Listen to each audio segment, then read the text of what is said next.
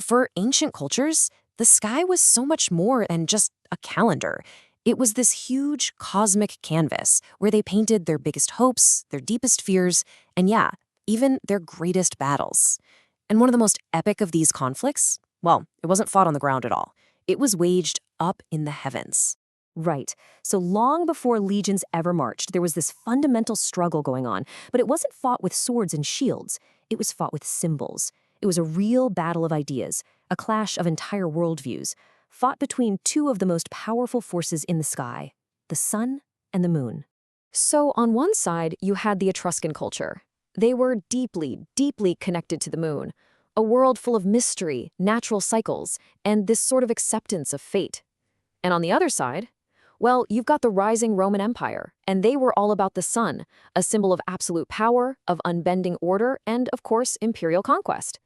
Two civilizations, two totally different skies. Okay, so let's start in the world of Etruscan twilight. To really get this culture, you have to understand that these were people who looked to the subtle, changing light of the moon to figure out their place in the universe. Their whole philosophy was basically captured in something called the Disciplina Etrusca. Now, this wasn't some manual for conquering the world. It was a guide for listening to it. See, the Etruscans believed that gods were constantly sending messages about the big stuff, life, death, the journey of the soul, and their job wasn't to command fate, but to try and read the signs. And this whole lunar view, it shaped their entire reality. For them, life wasn't some straight line heading towards progress. No, it was a cyclical journey. Birth, death, and rebirth over and over. They believed the future was pretty much fated, but that if you were wise, you could learn to understand it. And they did this through a really deep connection to nature, seeing divine messages in everything, in the turning of the seasons, the crack of lightning, even the flight of birds. So their whole process was this kind of four-step dance with the cosmos. First, they'd observe something, a sign in the heavens. Then they'd go consult their sacred texts to see what it might mean. From there, they would interpret the divine message. And finally, and this is the most important part, they would align their actions with that cosmic will, not try to force it to do what they wanted. It was a culture built on this profound respect for the universe. But as we know, a new power was rising in Italy, one with a radically different cosmic champion. We're talking, of course, about Rome and its blazing, invincible sun. The key figure here is Sol Invictus, which literally means the unconquered sun. Now, this wasn't just another god in their lineup. Oh no.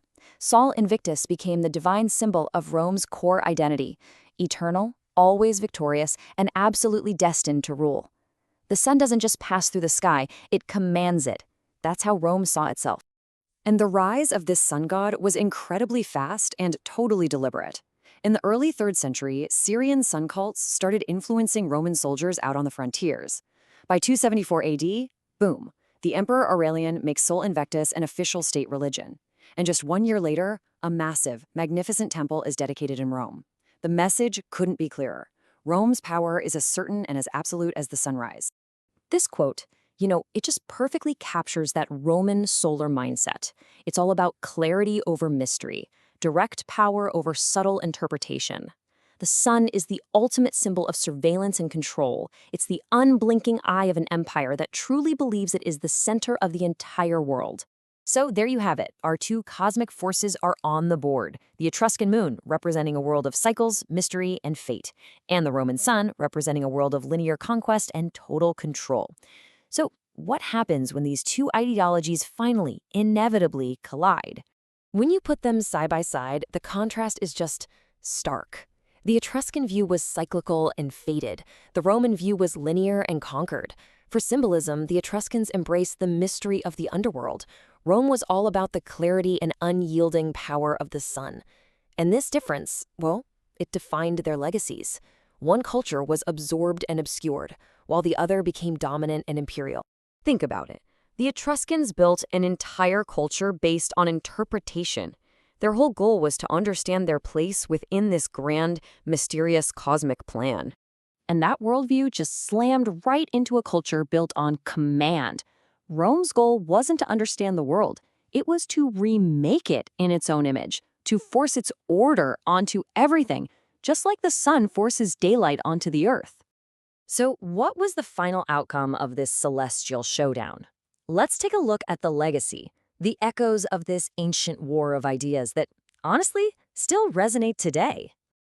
If you had to pick a single symbolic date for the sun's victory, it would probably be 275 AD.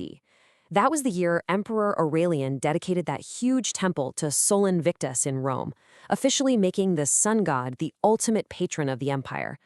The moon's quiet mystery was, for all intents and purposes, eclipsed.